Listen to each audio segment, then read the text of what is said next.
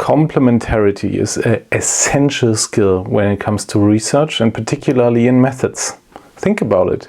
There's like all sorts of different people who have different skills, different interests, different mindsets, different backgrounds. Like there's so many things where we are different.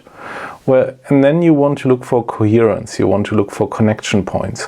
So often people have some sort of a joint focus when it comes to certain boundary objects. So they want to solve something. They are interested in a specific topic.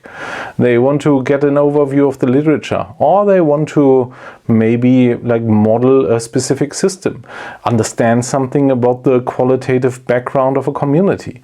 So there can be all sorts of things where people find a joint interest, but what you then want is you want complementarity.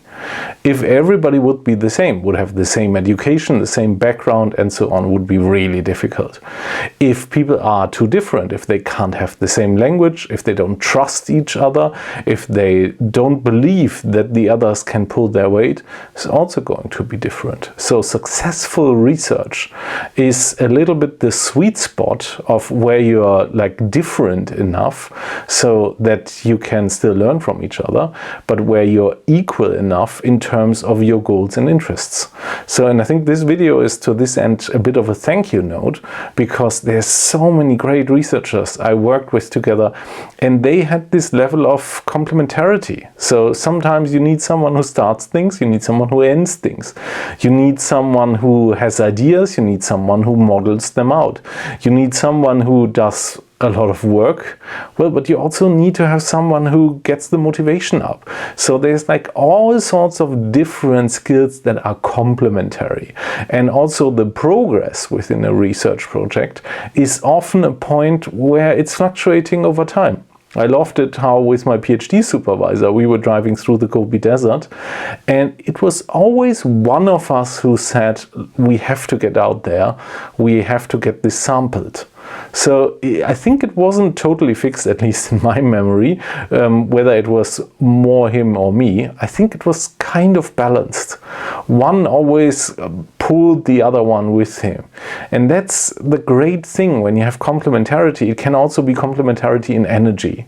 And sometimes one person has more energy, more focus, is a little bit more structured, and sometimes can be the different person, can be the exact opposite. So it depends very much of the situation that you are in.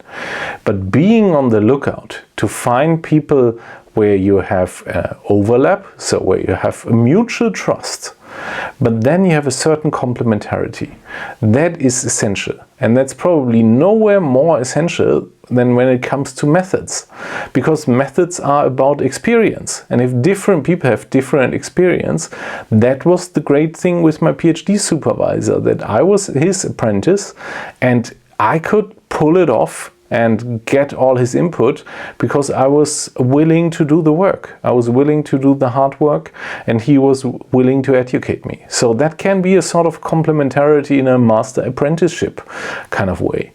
But there can be a complementarity also when it comes to different expertises that people have. Maybe one person is the vegetation plant expert, the other one is the satellite expert. And then these two things come together. So that's something that early in your career you want to be on the lookout where is a joint interest, maybe a comparable mindset, but different skills, different level of experience. And then you help each other. I think this needs to start early on. And when I look back at my research career, I always had that. I always had these people that were not the same, not totally different, they were complementary.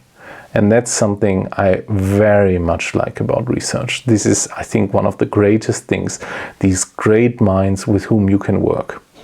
So try to find such people and be patient with them and also with yourself.